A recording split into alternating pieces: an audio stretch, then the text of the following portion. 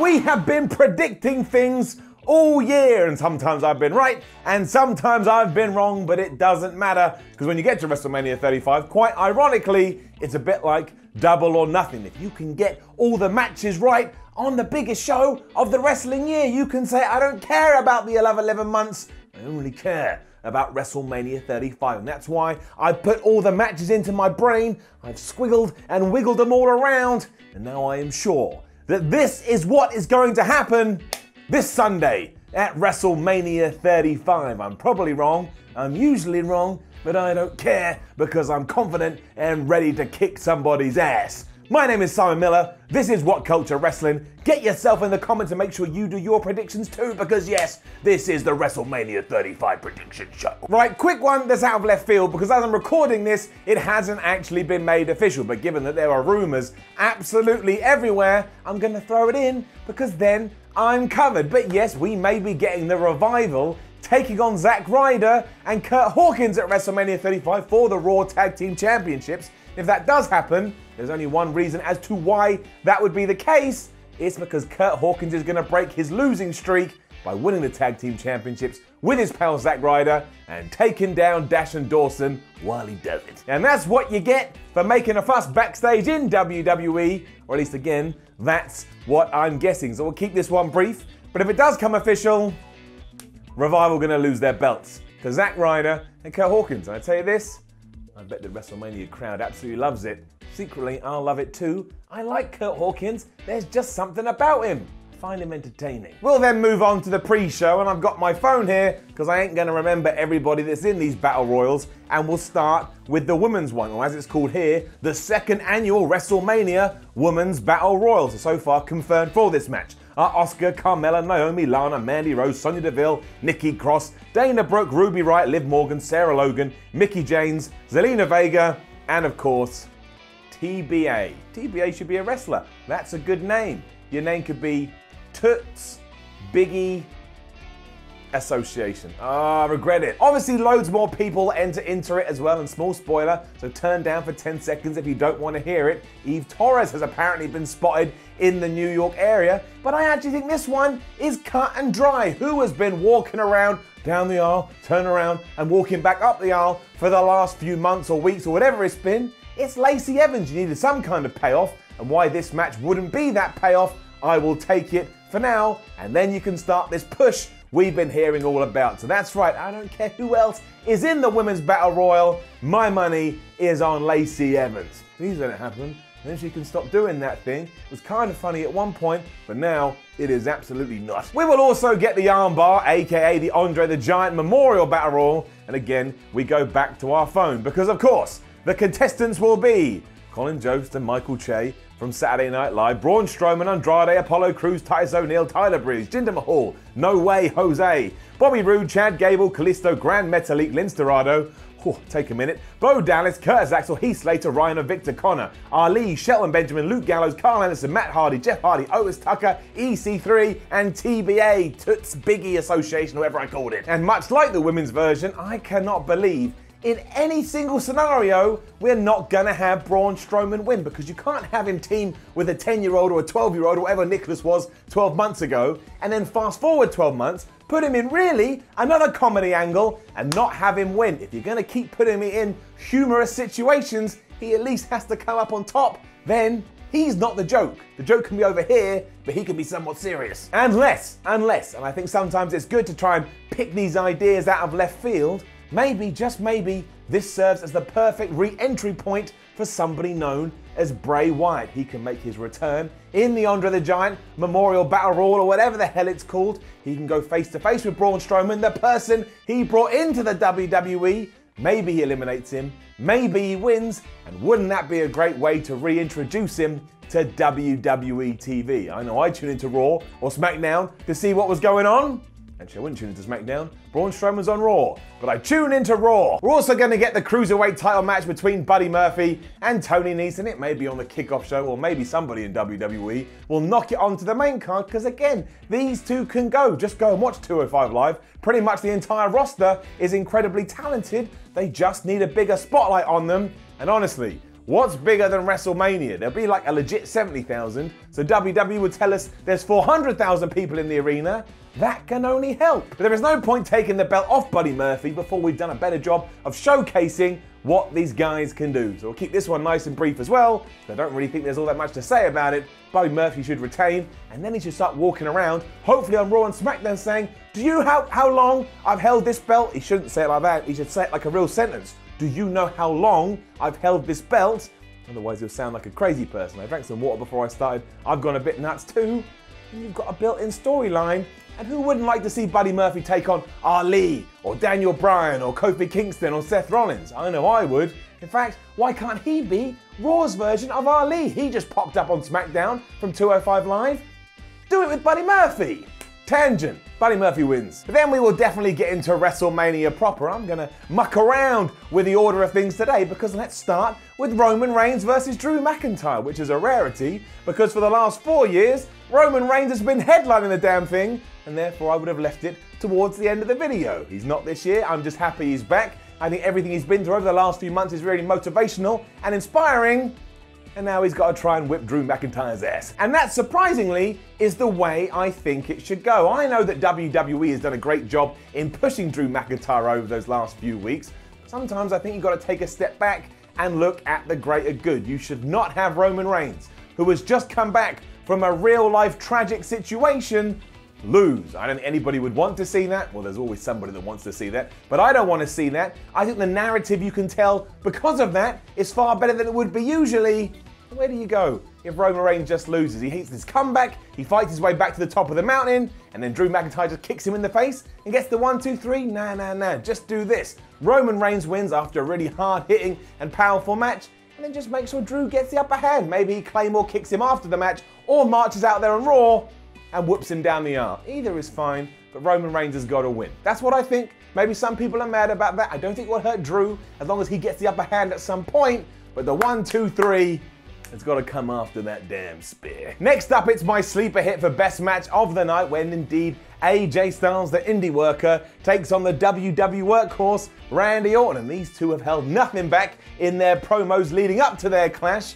And hopefully they'll do the same in the ring as well. The real thing I'm looking forward to now after what I saw on SmackDown is that we saw the phenomenal forearm into RKO reversal, and surely that means Orton and Styles have come up with an even better idea when it comes to WrestleMania 35. And let's call a fact a fact. When Randy Orton is on that stage, all I want to see is one hell of a badass RKO. We did it at WrestleMania 31 with Seth Rollins. AJ Styles is probably one of the best wrestlers in history. Come up with something amazing and make me get up off my couch and go, ha ha ha, because that's what I do when I see a cool wrestling move. It's also a really hard one to call because I don't believe we're only going to get one Randy Orton versus AJ Styles match. I think we're going to get a few. I think you could probably eke this out to around about June. And if that is the case, you don't have AJ Styles win the first one. The good guy never wins the debut one. We have the heel do it, which would of course mean Randy Orton is going to put AJ Styles to sleep. The other reason I think that's good is because then he can double down on this whole indie worker nonsense before AJ Styles rises up and proves he shouldn't have taken him lightly. And hell man, you can even go all in with this. Why can't AJ Styles get a little group of indie workers, team him up with Kevin Owens, team him up with Sami Zayn? Randy Orton can go and get some WWE legends to boot. Now, I don't actually think that is going to happen. That's me doing a bit of fantasy booking. But to draw a line under it, to bookend it, not like Booker T, but to do that, I'm going to go with Randy Orton. Not 100% sure. It's got whole fingers. Sometimes you've got to take some risks. WrestleMania 35 will also be when we say fare thee well to Kurt Angle as he has his retirement match against Baron Corbin. And yes, at this stage, it doesn't look like John Cena is going to be inserted into the mix, although John Cena is going to do something on the card, but nobody knows what the hell that's going to be. So we're going to have to go with Angle versus Baron Corbin. And on top of that, looking around, making sure no one can hear me. No, I'm good. I think Baron Corbin's going to win. And here is why. You can tell if you watch Raw every single week, the WWE is very high on Big Boy Baron. And you know what? I quite like him as well. I think at the end of last year, he was put in a bad position, but when he's given things he's capable to do, he usually sets a pretty high bar. So do you know what would be a really good idea to get him some proper heat and piss the fans off, probably for years to come? have him be the guy that sent Kurt Angle off into the distance. I mean, look at Brock Lesnar and Paul Heyman. They've been ragging on about beating The Undertaker at WrestleMania 30 now for 5 years. So Baron Corbin could do exactly the same thing. It gives him a future, it puts him over and even better. And as they say, when a wrestler does retire, you're meant to do the favors for somebody else. And if WWE has chosen that being Baron Corbin, whether we like it or not, I salute the decision. I don't think Kurt Angle's gonna win. Also, I don't even think this match is gonna go very long. But again, keep it down. People get mad, but my pick, Baron Corbin. Next up is a build that's been pretty consistent from start to finish, and that is The Miz taking on Shane McMahon in a Falls Count Anywhere match. Now, deep down in my gut, I would presume The Miz is a shoo-in for this because of course he has to be. He's a brand new babyface, and you don't get to a big event like WrestleMania and just lose, because if you lose, it makes you look like a loser. But don't forget who he is facing. He is facing Shane McMahon, and I think maybe in the WWE hierarchy, they see The Miz here, but again, Shane McMahon, he may be a little bit above. The Falls Count Anywhere stipulation, I think, will help this no end, and they probably will come up with an inventive finish, given that Shane McMahon is involved, and that is where I believe the twist will come. The younger McMahon will probably go out there and do something absolutely loopy, because he is a lunatic. The Miz will get out of the way. It means Shane McMahon can save face. They can be out in the MetLife Stadium parking lot or something. He can get the pin and finally get revenge for his father, who I'm sure will be in the crowd too. Hell, maybe Mr. Miz turns heel and joins Shane McMahon, and then the sympathy for The Miz can be through the roof. But I'm gonna keep this one nice and simple. The build has been that way. The payoff should be that way. Miz wins. Although if Miz wins, what the hell does he do on SmackDown? What the hell is his next feud? I bet he gets moved to Raw during the brand split. The SmackDown Tag Team titles are also going to be on the line as the Usos, who are the champions, take on Aleister Black and Ricochet, who take on The Bar, who take on Shinsuke Nakamura and Rusev. I want to be able to look at this through kayfabe eyes, because I can't, because all year, all throughout 2019, all I've heard are these rumors that apparently Jimmy and Jay haven't signed new WWE contracts, and they'll be up at the end of April, which kind of makes this quite clear. If they signed, I imagine they'll retain, and if they haven't, WWE will just go and give it to somebody else. And if that is true, please don't give it to The Bar, because we've seen that before, and not in my wildest dreams do I ever believe that Shinsuke Nakamura and Rusev are going to win the tag team titles. I don't know why somebody seems to hate them, but somebody certainly seems to hate them. They just float around like bits of dust. But you do have two other guys that are currently having a mini push, could do with having some championship gold, and that's Aleister Black and Ricochet. I've quite enjoyed this duo ever since they debuted on Raw and SmackDown back in February, March, or whatever it was. So let's go all the way with it and make them the damn SmackDown Tag Champs. Nostalgia will also reign supreme at WrestleMania, as it does every year, as Dave Batista has his final match in the company as he takes on Triple H in a no-holds-barred contest. And of course, if Big Dave does win, that is the end of the game's in-ring career. That's why Triple H is winning, that's why Batista is losing. And to be honest, I'm completely cool with that, because Dave Batista, the man, also seems completely cool with it. He's been going on for ages that he wanted his last wrestling match to be against Triple H, and now he is getting it. I still stand by my reasons that making this a career thing was ridiculous, because now I just know deep down that Triple H ain't gonna lose. He's not gonna lose in a random match at WrestleMania 35 when he decides to hang up his boots. I bet it's in the main event so we can walk around and go, oh, Triple H, oh, yeah. So, you know, that ain't gonna happen now, but I guess it's no holds barred.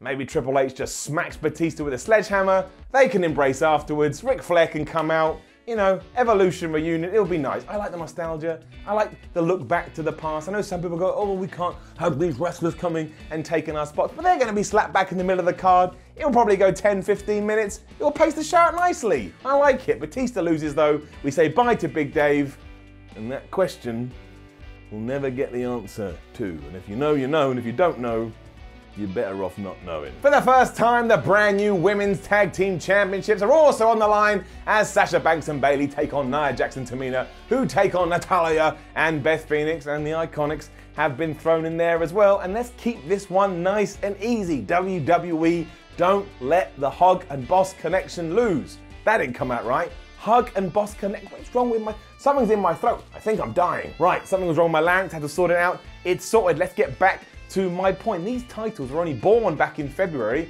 and already they feel a little bit like they've lost their way. And the last thing we want to do is start hurling them around like a hot potato, because then you get the IC title, then you get the US title, and we don't need that. Keep them important. Don't knock them down and have to build them back up again. Keep them here and then keep on building. Look, my hand not even in the camera screen anymore. Also, what are you going to get if you put it on the Iconics? What are you going to get if you put it on Nia Jax and Tamina? If I believed that Beth Phoenix was going to hang around for a little bit, I wouldn't mind seeing Natalya and Beth as the tag champs, but that's short-lived too. Sasha and Bayley have a relationship, they have a history. You screwed me over with their one-on-one feud last year, so let's stick to this. And when we come out the other side of Mania, let's come up with a really good program and tell people, oh man, everybody wants this gold, it means something, it's important. Otherwise though, you can just have Sasha and Bayley pin one of the Iconics. I think everybody will be all right with that. They can celebrate, and also when we get to the end of the show, you know, maybe you can have somewhat of that sight of Charlotte, Becky, Sasha and Bayley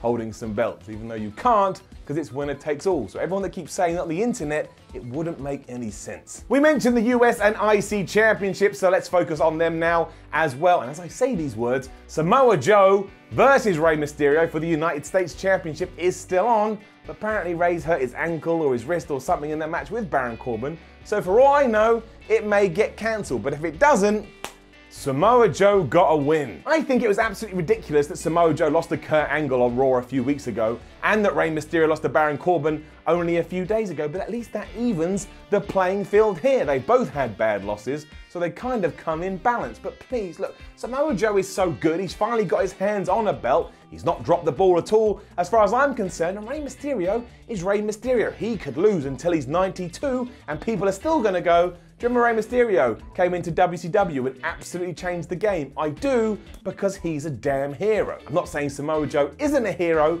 but I'm saying with his WWE run, he needs something to give it a lift.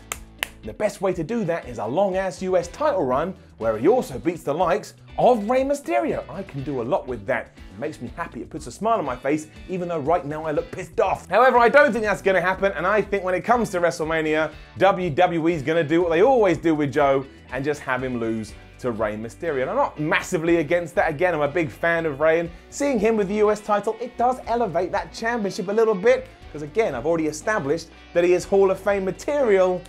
Just don't like seeing Samoa Joe lying on his back. And that goes for the IC title too, although this time Bobby Lashley walks in the champion, and there's no way in my mind that Finn Balor, who is going to come out as the Demon, that got confirmed on Raw, doesn't win, because why the hell would you bring that character back, especially to WrestleMania, which fans have been asking for years, and just have him lose? That would be ridiculous. I will reiterate that I don't think WWE did the right thing in announcing that on Raw. It'd been far better having the surprise on the big stage, especially because Finn Balor was told to look into the camera and go like he was some kind of cat, but that's cool. It's all about what we're seeing and not about what we have seen. Let him come out, give him the big elaborate entrance. Hey, let him beat Bobby Lashley and Lio Rush in around about 2 minutes, and then maybe for the rest of the year, Finn Balor can actually have some momentum, and also he can have a long IC title run, because last time, I know what you did, WWE. He won it off Lio Rush, who wasn't even the damn champ, and then he lost it to Bobby Lashley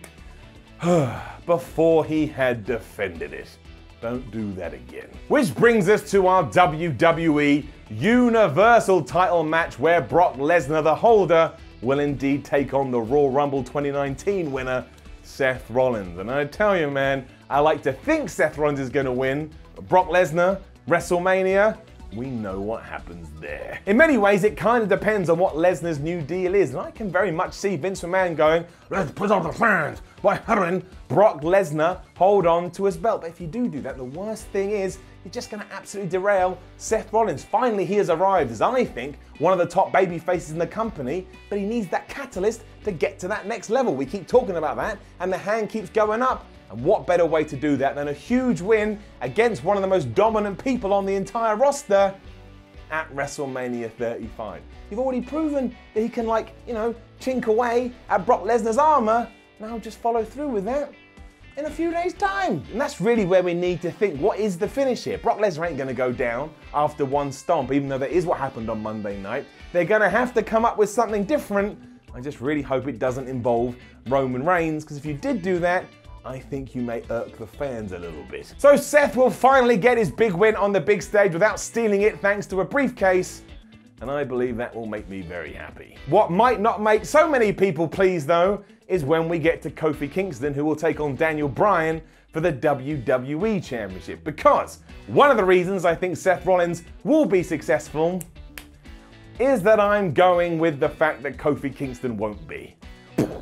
That is not because I don't want him to, and in fact, if it was my world, I'd have all three big baby faces in my main event matches do it. So it'd be Seth Rollins, that'd be Kofi Kingston, and it'd be Becky Lynch. Spoiler here, I do think Becky Lynch is going to win. Seth Rollins, we've already put him in the book, and when it comes to Kofi, don't forget, he was never meant to be in this position. When we were first coming up with WrestleMania plans, I doubt Kofi Kingston was in the world title picture. Thankfully, he's got here.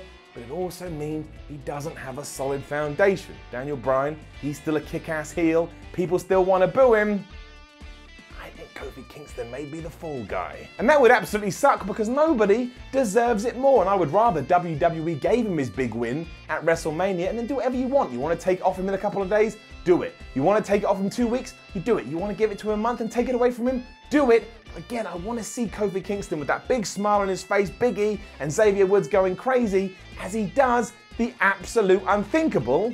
Fortunately, when I go down into my gut, I just don't think WWE's going to do it. And that is absolutely for the worst. And I'm sure there will be some shenanigans. And hey, it could even be Luke Harper. He's been on social media making a big deal about the fact he is going to be there at WrestleMania weekend, although not on WrestleMania. And if Daniel Bryan is going to retain, you may as well start growing his stable bigger and bigger. And there's a connection between Luke Harper and Eric Rowan. Plus, Luke Harper is absolutely brilliant, so he should be at that level. He can come out, he can take out Big E, take out Xavier, take out Kofi.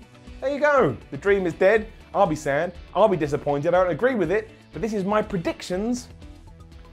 That's what my head is telling me. And that brings us to the main event, which is, of course, the winner-takes-all match for both women's titles. And we'll see Ronda Rousey, the Raw Women's Champion, take on Charlotte Flair, the SmackDown Women's Champion. And also in the ring, of course, will be the man, Becky Lynch. And there ain't no playing around with this one either. We're just going to ram it down as hard as we can. Look into my eyes, WWE. Hear my words. As funny as it would be if you gave it to Charlotte or Ronda, because everybody online would melt down, that is not what anybody wants to see. Much like Seth or any other guys that I've mentioned, we just want to see Becky standing on top of those ropes with one title there, one title here, as fireworks go off and smoke and people cheering and happiness and laughter. And that's a shot, that's a piece of footage you can use until the cows come home. WrestleMania 35, home of the first ever women's main event, and the woman standing toward the end of it was Becky Lynch, the person that came out of nowhere and won over the fans' hearts. It's an expected story, it's an obvious story, but it's a story people want to see play out. And sometimes you don't want to muck around with what makes sense. That's all I'm going to say about it. She can beat Ronda, I don't care. She can beat Charlotte, I don't care. In fact, if I did have a preference, I'd have her beat Charlotte because then Ronda can go away if that's what she's going to do. And when she comes back, she's got a ready-made feud and she still hasn't lost. Charlotte can lose and be fine. She's Charlotte Flair. She's one of the best damn heels on the roster and probably the best woman WWE's ever had on their roster as well. Said roster twice there, damn it. And that's it. That's your WrestleMania 35 card. Obviously, we'll also get a segment from Elias. Maybe that's where John Cena gets involved. And The Undertaker could turn up for all I know. And of course, by the time I hit stop on top of that camera, WWE could have announced another match. If we take in the Revival one, that's 16 of them. This show is definitely going to go for around about 7 hours. Now, don't forget to leave a comment below and let us know your WrestleMania 35 predictions. Like, share, and subscribe. Head over to whatculture.com and read yourself some WrestleMania 35 articles. Follow What Culture on Twitter, What Culture WWE. Go and watch more What Culture videos that will undoubtedly be about WrestleMania. My name is Simon from What Culture. Thank you very much for joining me in my predictions. I always appreciate it, and I will see you on the other side.